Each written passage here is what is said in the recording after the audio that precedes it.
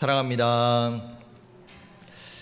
요즘 국제 정세가 돌아가는 것을 보면, 아니요, 우리 국내적인 정치적이나 이런 것들을 봐도 힘으로 또 돈으로 자신의 힘을 과시하고 상대방의 의견이나 상대방의 입장을 찍어 누르려고 하는 모습이 얼마나 많은지 모릅니다. 돈이 많고 힘이 많다고 갑자기 저 지역은, 저 영토는 내 거다라고 말하는 그런 많은 강대국들이 오히려 과거에는 그러지 않았던 것 같은데 오히려 최근에는 쉽게 볼 수 있는 모습들도 우리가 발견하곤 합니다. 오늘 우리가 읽은 본문의 내용들도 우리가 이런 부분들을 좀 적용해 보며 참고해 볼 수 있는데요. 우리가 오늘 본문을 먼저 나누기에 앞서서 이전에 어떤 일이 있었는지에 대해서 짧게 먼저 좀 나누고자 합니다. 다윗은 자신의 아들 압살롬이 일으켰던 반란을 겨우 진압하고 이제 다시 요단강을 건너 이제 예루살렘으로 돌아오는 길에 이 다윗 왕을 누가 모셔야 하는가, 누가 더 잘 모셔야 하는가를 가지고 유다 지파와 나머지 지파가 큰 다툼을 하는 일이 있었습니다. 그뿐만 아니라 그 후에 바로 20장 초반에 보시면 세바라고 하는 베냐민 지파 사람이 반역을 일으키는 일까지 일어나게 되죠. 즉 압살롬이라고 하는 정말 큰 일을 하나를, 큰 산을 건너갔는데 또 다른 문제가 반복해서 다윗에게 발생하고 또 이스라엘에 발생하는 일을 지금 이스라엘이 또 다윗이 맞이하고 있는 상황입니다.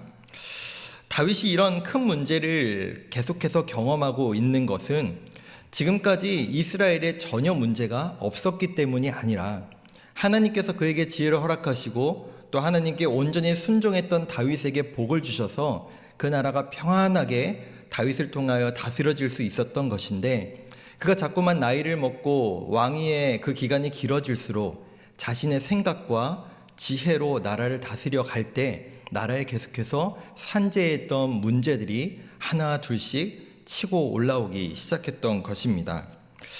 우리가 오늘 본문 또 이 앞절의 본문을 기억하며 우리의 삶에 끊임없이 일어나는 문제들 또 위기 가운데서 우리 성도들은, 하나님의 사람은 이것을 어떻게 받아들이고 또 어떻게 이 위기를 극복하고 또 감당해야 하는지를 오늘 말씀을 통해 함께 나눠봤으면 좋겠습니다. 말씀드린 것과 같이 이 이스라엘에 일어난 베냐민 지파 세바의 반역은 갑자기 일어났던 것이 아닙니다. 이전에 조금 전에도 말씀드렸다시피 유다 지파와 다른 지파 사람들이 큰 갈등을 일으켰던 것과 같이 사실 이스라엘 역사적으로 계속해서 지파와 지파 간에 서로 주도권을 잡으려고 하는 모습은 이전에 과거에도 있었습니다. 사사시대에도 보면은 어느 지파가 주도권을 잡느냐에 대한 이 싸움이 지속되고 있었고, 또 입다라고 하는 사사가 사사로 활동할 때에는 이 지파와 지파 간에 내전이 일어나기도 했을 뿐 아니라 사사기 뒷부분에 보시면 나머지 모든 지파가 베냐민 지파 한 지파를 상대로 전쟁을 해서 이 베냐민 지파가 아예 없어질 뻔한 일도 있었죠. 이런 분위기 속에서 다윗의 힘이 약해지는 듯한 모습, 다윗의 왕권이 좀 위기를 겪고 있는 모습을 발견한 베냐민 지파 세바가 지금 반역을 일으켰던 것입니다. 그렇게 20장 앞부분에서 다윗은 이 반역을, 이 반란을 빠르게 진압하기 위해서 아마사라고 하는 사람을 이 군대를 총괄하는, 반역을 진압할 장군으로 임명하는데요. 하지만 이 다윗의 선택은 어떻게 보면 최악의 수가 되어버리고 말았습니다. 아시다시피 원래 이스라엘의 모든 군대를 총괄하던 장군은 요압이었습니다. 그러나 이 요압이라는 사람은 최근에 큰 죄라고 해야 될까요? 큰 잘못이라고 해야 될까요? 큰 항명을 한 일이 있었죠. 다윗이 자신의 군대와 부하들에게 제발 반란을 일으켰지만, 반역자지만 내 아들 압살롬을 죽이지 말아달라라고 왕이 간곡하게 부탁까지 하였지만 요압은 인정사정 없이 그 압살롬을 죽여버리는 일을 저지른 바가 있습니다. 이 보고를 받았던 다윗은 어떤 마음이었을까요? 자신의 왕권에 대한 불안감도 있었을 거고, 요압이라고 하는 사람을 계속해서 중용해도 되는 것인가 라고 하는 그 의심과 마음도 들었을 것입니다. 그렇기에 이 요압을 좀 견제해야겠다라고 하는 마음으로 아마사라고 하는 사람을 중용하고 견제하는 수단으로 사용하려고 했으나 이 아마사라고 하는 사람이 너무나 무능해서 빠르게 군대를 모아서 이 반란을 진압해야 되는데 군대를 모으는 일도 반란을 진압하는 일도 제대로 하지 못하는 사람이었다는 것이죠. 그 결과가 어떻게 되었나? 우리 9절과 10절 말씀을 보겠습니다. 요압이 아마사에게 이르되 내 형은 평안하냐 하며 오른손으로 아마사의 수염을 잡고 그와 입을 맞추려는 채 하며 아마사가 요압의 손에 있는 칼은 주의하지 아니한지라 요압이 칼로 그의 배를 찌르매 그의 창자가 땅에 쏟아지니 그를 다시 치지 아니하여도 죽으니라. 왕의 아들을 죽인 사람이 뭐 거칠 게 있겠습니까? 뭔가 주도권을 빼앗긴 듯한 요압은 아마 위기를 느꼈을 것이고 이 아마사가 뭔가 제대로 하지 못하는 빈틈을 보이자 그를 방심시킨 뒤 그를 죽여버리는, 왕이 임명한 장군을 자신의 손으로 과감하게 죽여버리는 그런 일까지 저지르고 있습니다. 한편으로는 다윗이 지금 계속해서 19장부터 20장에 이르기까지 판단 미스를 반복하고 있는 것입니다. 아마사도 실패하고 요압이 아마사를 죽이는 일까지 발생하는 정말 최악의 상황이 일어나고 있는 것이죠. 그러나 참 놀라운 것은 그럼에도 불구하고 이 다윗의 왕조를 하나님께서 지키시고 큰 일, 큰 문제 없이 계속해서 하나님께서 인도하신다는 것입니다. 다윗이 잘못된 선택을 할지라도 우리가 잠언의 말씀과 같이 사람이 자신의 길을 계획할지라도 그 길을, 그 걸음을 인도하시는 분은 하나님이신 것과 같이 하나님은 이 나라 다윗에게 말씀하신 것을 계속해서 이뤄 가십니다. 이어서 15절에 그러면 이 다시 군사, 이 총 군대의 지휘권을 얻은 이 요압이 어떻게 했는가? 우리 15절 말씀을 이어서 보도록 하겠습니다. 이에 그들이 벳마가 아벨로 가서 세바를 애우고 그 성읍을 향한 지역 언덕 위에 토성을 쌓고 요압과 함께한 모든 백성이 성벽을 쳐서 헐고자 하더니, 요압이 지휘하는 이 세바 추격 군대의 이 속도가 얼마나 빨랐는지 정말로 무섭게 이 세바를 추격하기 시작했습니다. 지도를 잠시 보시면 잘 보이실지 모르겠지만 저 초록색으로 보이는 저 가장 하단부터 보이는 부분이 이제 세바가 도망하는 경로, 동시에 이 요압이 추격한 경로입니다. 지금 저 최하단 사해 옆부터 저 요단강을 건너서 저 갈릴리 위쪽까지 도망을 갔는데 거기까지 지금 요압이 추격한 상황이었습니다. 그렇게 이스라엘 최북단 저 벳마가 아벨이라는 곳까지 이르러서 절 보여주셔도 됩니다. 이 세바가 어떤 결정을 하였냐? 아니 이제 더 이상은 못 도망가겠다. 이 아벨이라고 하는 성에서 공성전을 방어를 해야겠다라고 하는 결심을 하는데요. 학자들에 따르면 이 아벨이라고 하는 성은 해자와 옹벽으로 이 성이 방어되는 성이어서 쉽게 외부의 침략을 막을 수 있는 성이었다라고 합니다. 그러나 요압은 이런 성을 보고도 전혀 지체하지 않습니다. 우리가 조금 전에 보셨듯이 15절을 보신 것과 같이 바로 요압은 이 성벽을 바라보고 있는 반대편에 흙을 쌓아서 토성을 쌓아서 이 흙을 무너뜨려서 성 전체를 이제 무너뜨리고 그것을 정복하려고 하는 전략을 짜고 그 준비를 하고 있는데요. 지금 이 요압이 짜고 있는 이 전략을 생각해 봤을 때 지금 요압은 인정사정 봐주지 않겠다는 겁니다. 그 성 안에 누가 있든지 그 성 안에 있는 사람이 누구인지 상관없이 이 성 안에 있는 모든 것을 무너뜨리고 멸절시킬 전략을 지금 짜고 있었던 것이죠. 이 성 안에 있던 사람들의 입장으로선 지금 날벼락이 이제 갑자기 이 사람들에게 임한 것입니다. 세바라고 하는 사람 한 사람이 이 성 안에 들어온 것으로 이 아벨 성에 있는 모든 사람이 죽게 생긴 것이죠. 그때 이름이 누구인지도 이름이 무엇인지도 알려지지 않은 성경이 지혜로운 여인이다라고 기록하고 있는 한 여인이 등장하여 지금까지 봤을 때 정말 피도 눈물도 없는 듯한 정말 살기로 기세등등한 요압과의 독대를 요청합니다. 요압이 누구입니까?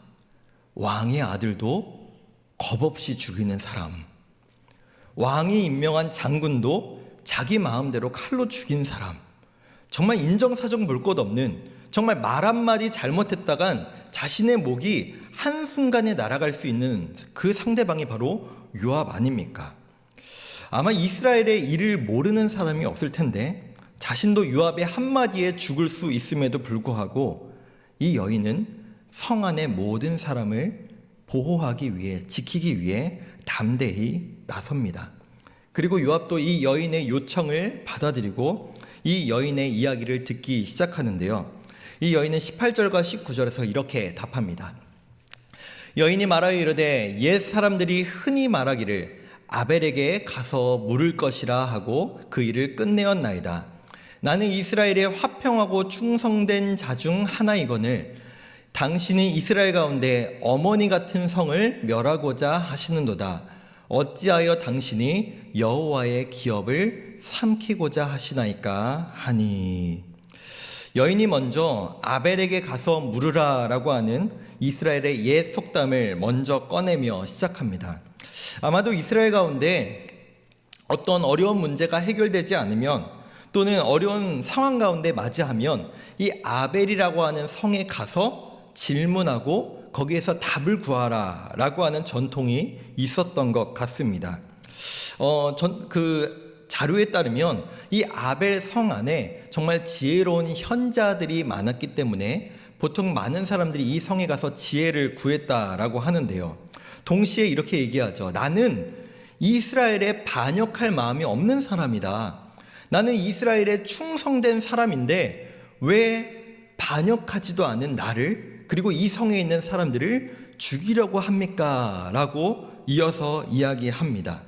거기에서 그치지 않고 이 성은 이스라엘의 어머니와 같은 성이며 하나님의 기업인데 어찌 이 성을 함부로 하려고 하십니까? 라고 이 여인이 말하고 있습니다. 즉, 이 여인의 핵심은 이것이죠. 문제의 본질은 이 성에 있는 모든 것을 죽이고 멸절하는 것이 아닙니다. 우리는 왕에게 반역할 마음도, 우리는 반역한 적도 없고, 우리는 왕에게 충성된 자이며 이 성은 함부로 다뤄서는 안 되는 성입니다 라고 요압에게 전달하고 있는 것이죠. 즉 진짜 문제는 이 성이 아니라 이 성 안에 있는 세바 한 사람에게 있다라고 하는 것을 요압에게 알려준 것입니다. 그리고 이 여인의 한마디는 정말 어떻게 멈춰야 하나 멈출 수 없을 것 같았던 폭주기관차 같은 이 요압을 브레이크, 멈추게 하는 그 여인의 멘트였습니다. 세바 한 사람 때문에 이 성 안에 있는 모든 사람이 죽을 위기에 처했지만 이 여인의 지혜로운 설득으로 인하여 요압이 이제 정신을 차린 거죠. 요압은 단순히 무식하고 칼만 휘두르는 사람이 아닙니다. 셈이 빠르고 무엇이 나에게 가장 유리한가를 누구보다 빠르게 결정하고 계산할 줄 아는 사람이죠. 근데 지금까지는 정말로 무섭게 칼로 힘으로 모든 것을 해결하려고 했다면 이 여인의 한마디에 내가 이대로 가서는 안 되겠구나. 내가 칼로 이 성을 모든 것을 멸절하는 것이 지혜로운 게 좋은 게 아니구나 라고 정신을 차릴 수 있었다는 것이죠. 지금 상황이 어떠했습니까? 지금 다윗의 왕권은 아무리 압살롬의 반역을 진압한 상황이지만 여전히 유다 지파, 다윗이 속한 유다 지파와 나머지 지파 간의 갈등과 분열이 야기되고 있는 상황이었습니다. 그것에 이어서 지금 세바의 반역까지도 일어나고 있는 상황이죠. 이러한 상황 가운데 만약에 다윗의 군대 요압이 이 아벨성에 있는 무고한 백성들을 무참히 살육하고 이 성을 정복하고 망가뜨렸다면 나머지 지파들이 과연 가만히 있었을까요? 압살롬의 반역을 진압했지만 이 이스라엘 안에 과연 화평이 지속될 수 있었을까요? 그렇습니다. 이 19장 앞부분에 이스라엘 지파 간의 분열, 그리고 20장에 이르른 세바의 반역, 정말 이스라엘 상황은 실타래가 꼬이고 꼬여서 어디서부터 해결해야 될지, 다윗의 이 왕권이 어디서부터 이제 안정을 찾아야 될지 모르는 참 혼란스러운 상황 가운데 있었습니다. 다윗은 나름 이 문제를 해결해 보려고 여러 꾀를 써보고 여러 지혜를 만들어 보지만, 요압이라고 하는 사람은 이 문제를 단칼에 칼로 해결해 보려고 살육을 하고 힘으로 눌려보려고 하지만 모든 것은 뜻대로 해결되지 않았습니다. 이 문제가 해결되는데 가장 중요한 것은 지혜로운 한 여인의 화평을 제안하는 중재 때문이었습니다. 하나님께서 이 여인을 사용하셔서 그 어떠한 왕도 리더도 장군도 칼도 해결하지 못한 것을 해결하도록 사용하신 것입니다. 하나님께서는 예레미야 선지자를 통하여 5장 1절에서 이렇게 말씀하셨습니다. 너희는 예루살렘 거리로 빨리 다니며 그 넓은 거리에서 찾아보고 알라. 너희가 만일 정의를 행하며 진리를 구하는 자를 한 사람이라도 찾으면 내가 이 성읍을 용서하리라. 하나님께서는 예루살렘 성읍에서 진리를 행하는, 정의를 구하는 한 사람만 있어도 그 성읍을 용서하신다라고 말씀하셨습니다. 오늘 본문에 그 이름조차 알지 못하는 이 여인이 바로 그 한 사람이었습니다. 그녀의 화평을 중재하는 이 메시지로 피 한 방울 더 흘리지 않고 이 반란이 진압되고 아벨성은 구원을 받게 되었습니다. 사랑하는 성도 여러분, 이 아벨성 안에 있었던 사람들과 요압은, 이 아벨성 안에 있었던 사람들과 다윗은 서로 칼을 겨눠야 되는, 서로 죽여야 되는 원수의 관계가 아니었습니다. 전혀 원한이 있지도 않았습니다. 그런데 사람들이 여러 혼란 가운데, 자신의 감정 가운데, 여러 분위기 가운데 휩쓸려서 진짜 죽여야 하는 대상이 누구인지, 진짜 대적해야 되는 대상이 누구인지를 망각합니다. 그냥 분위기 휩쓸려서 저 성에 세바가 있으니 다 죽여야 한다, 진압해야 된다, 모조리 없애야 된다라고 하는 이 분위기에 휩쓸리는 사람들의 모습을 우리는 발견합니다. 그렇게 우리도 많은 잘못을 저지를 때가 있죠. 가족들 안에서도, 교우 관계에서도, 사람과 사람 관계에서도, 한 국가와 한 국가 사이에서도 진짜 대적해야 될 대상이 누구인지 망각하고 그저 감정에 치우쳐서 자신의 유익을 얻고자 치우쳐서 상대방을 없애고자 하는, 상대방과 갈등하고자 하는 상황이 얼마나 많이 발생하는지 모릅니다. 사랑하는 성도 여러분, 우리는 우리가 진짜 대적해야 될 대상을 분명하게 분별할 수 있는 하나님의 자녀들 되기를 간절히 소망합니다. 문제는 세바에 있는 것입니다. 문제는 우리를 어렵게 만들고 분열케 만들고 혼란스럽게 만드는, 우리를 대적하는 사단의 그 영, 우리는 그것을 대적해야 할 줄로 믿습니다. 우리가 그 문제의 원인을 분명하게 깨닫고 우리가 대적해야 될 대상을 분명하게 알고 또 우리가 화평케 할, 우리가 화평하게 지내야 될 대상들과 화평을 이룰 때 하나님께서 그 문제를 해결하시고 그 관계를 아름답게 만드실 줄 믿습니다.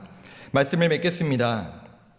우리는 오늘 본문을 통하여 하나님과 우리의 사이를 중재하시고 화평케 하신 예수님을 다시 한번 떠올릴 수 있습니다. 오늘 우리가 본문에서 봤던 성의 이름은 아벨입니다. 첫 번째로 무죄한 피를 흘린 사람. 예수님께서 죄가 없으시지만 무죄한 피로 우리를 구원하시고 하나님과의 관계를 회복시키셨듯이 우리 또한 우리의 가정에서, 직장에서, 우리의 속한 그 모든 곳에서 지혜롭게 하나님이 맡기신 화평케 하는 중재자의 역할을 감당할 수 있는 우리가 되었으면 좋겠습니다. 세바의 사명을 감당하려 힘으로 누르려 모든 것을 꺾으려 하는 우리의 모습이 아닌, 하나님 우리에게 지혜를 허락해 주십시오. 나의 가정에서, 내가 속한 모든 곳에서 화평케 하는 하나님의 평안을 이루는 중재자로 나를 사용하여 주시옵소서. 그렇게 나를 통하여 가정이 살고 교회가 살고 우리가 속한 모든 것에 생명력이 넘치는 일을 경험할 수 있는 저와 우리 성도님들 되시기를 간절히 소망하며 축복합니다.